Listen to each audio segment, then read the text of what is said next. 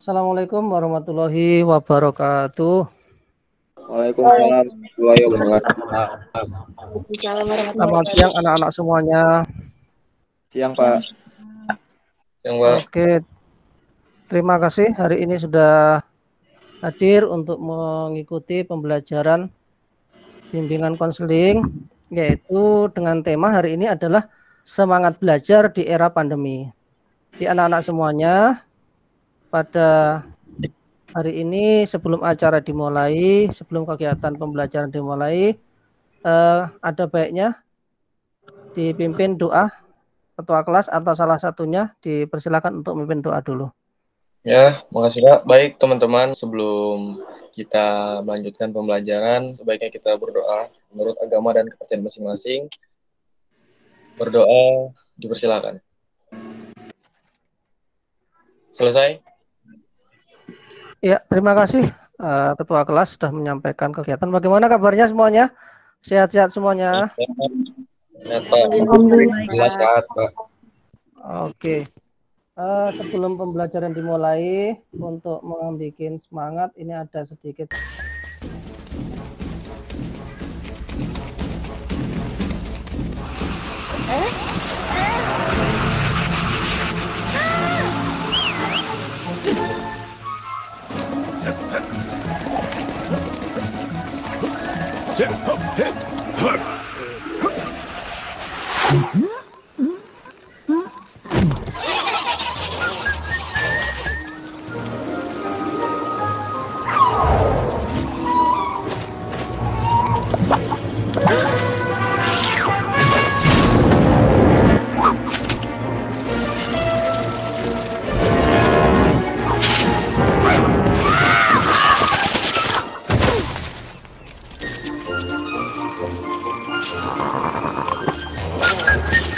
Oke, anak-anak semuanya, pada hari ini kita akan membahas tentang semangat belajar di era pandemi. Tadi udah Bapak sampaikan. Jangan lupa nanti pada sesi selanjutnya, yaitu kita konseling kelompok sesuai dengan kesepakatan kita kemarin.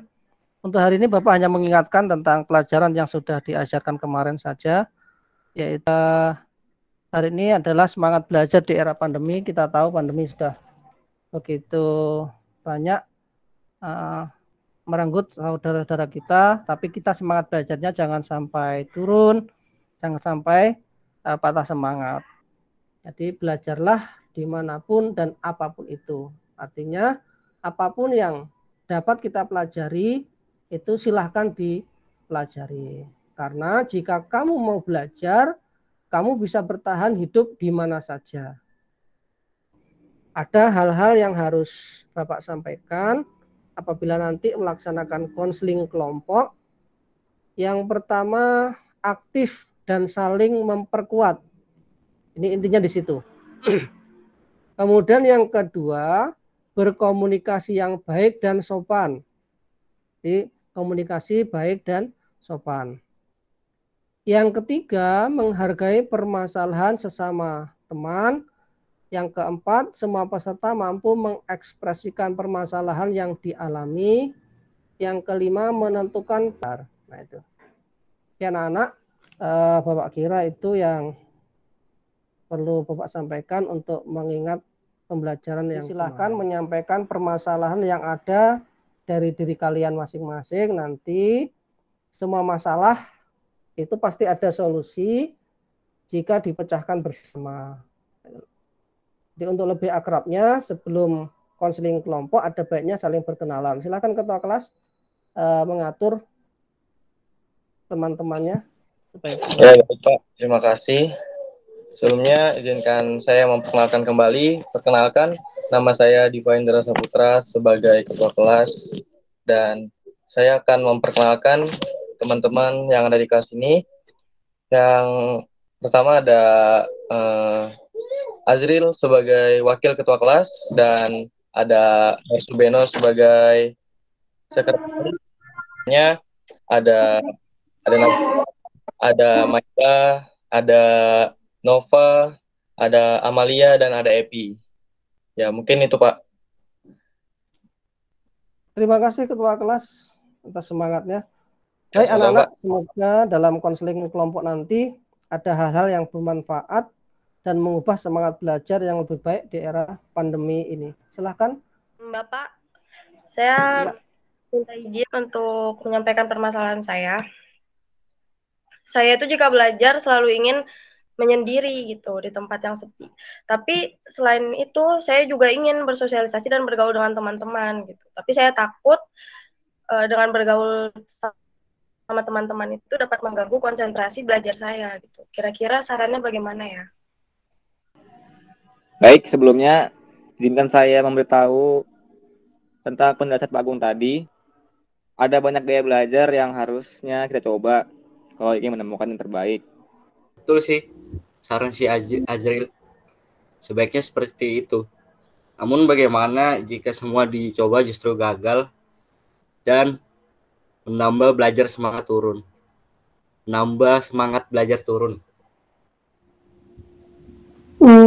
Ya juga sih, tapi ada baiknya dikondisikan dengan kemampuan sama kemauan kita. Misalnya nih, kan ada orang yang kadang dia bisanya belajar sendiri, tapi ada juga orang yang bisanya belajar sama teman-teman.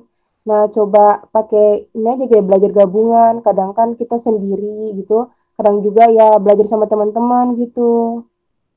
Kata teman-teman kalian semuanya, Nabil, memang sebenarnya apa sih penjelasan belajar? Kan kalau dalam kita menjelaskan, belajar adalah mendapatkan pengetahuan dan kemampuan untuk mengaktualkan diri kita dan agar kita berkembang memperoleh ilmu yang lebih baik. Jadi gini teman-teman, ada teman saya tuh mengalami hambatan dalam belajar secara eksternal di era pandemi.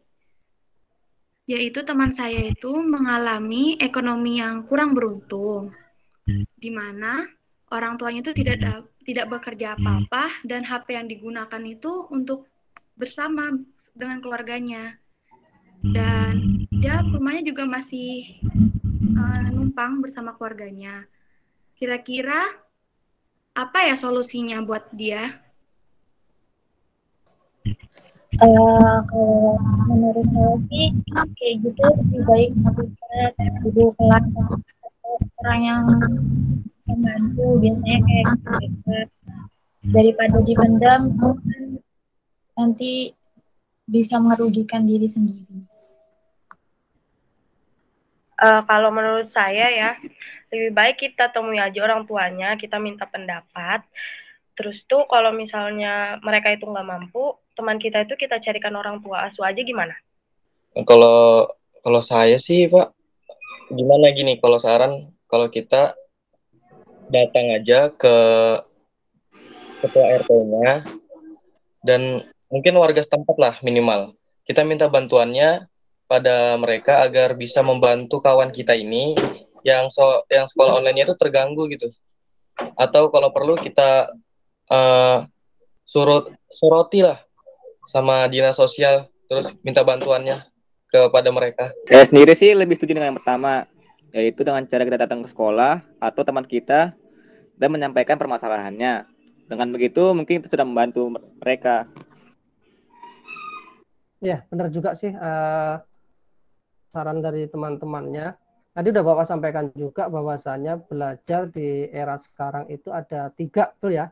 Yang pertama adalah belajar secara offline, kemudian belajar secara online, dan yang ketiga belajar secara gabungan antara keduanya, yaitu daring maupun luring. Apa tujuannya? Tujuannya untuk membantu mungkin dari permasalahan si Amal tadi, temennya yang ekonominya kurang mampu, dia nggak punya wifi di rumah, dia nggak punya paket di rumah, dia bisa datang ke sekolah. Itu tujuannya namanya belajar blended learning. Ya, sekolah tentu ada solusi yang terbaik untuk belajar. Seperti itu sih. Kalau saya sendiri Pak ada permasalahan tentang bagaimana saya bisa mempertahankan minat belajar saya ya. Sedangkan fisik saya kadang mudah lelah dan juga bosan Pak. Dan apalagi mempertahankan motivasi belajar. Apa teman-teman ada yang bisa kasih saran gitu untuk aku gitu? Kalau menurut pengalaman saya sih gini, Mai. Saya mencoba kasih semangat untuk diri saya sendiri dengan cara saya itu mengingat perjuangan orang tua dan keluarga saya selama ini. Dengan menanamkan pesan bahwasanya saya itu nggak boleh mengecewakan mereka semua. Nah, tapi gini, kalau misalnya ada kayak apa ya, sikap kayak lelah, bosan, boring gitu, ya itu mungkin tergantung sih diri kita sendiri masing-masing. Kalau mau terus berhasil atau tidak pun itu kembali kepada diri masing-masing. Tapi ya lebih baik, sebaiknya kita buang aja sifat yang seperti itu, agar visi kita yang masih muda ini masih bisa kepake gitu, masih bisa dimanfaatkan dengan baik, agar nggak menyesal gitu di masa yang akan datang. Mungkin itu menurut saya. Saya setuju. Karena kalau lelah ya istirahat.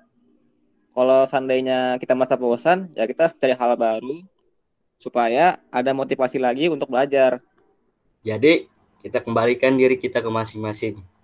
Kalau mau maju ya ayo semangat belajar terus. Kalau mau mundur ya jangan, nggak usah belajar. Tapi ya harus siap menanggung resiko di masa yang akan datang. Betul tidak kawan? Betul. Bagus juga ya caranya si Enok. Dari konseling kelompok hari ini, apa yang kalian dapatkan untuk kegiatan kita hari ini?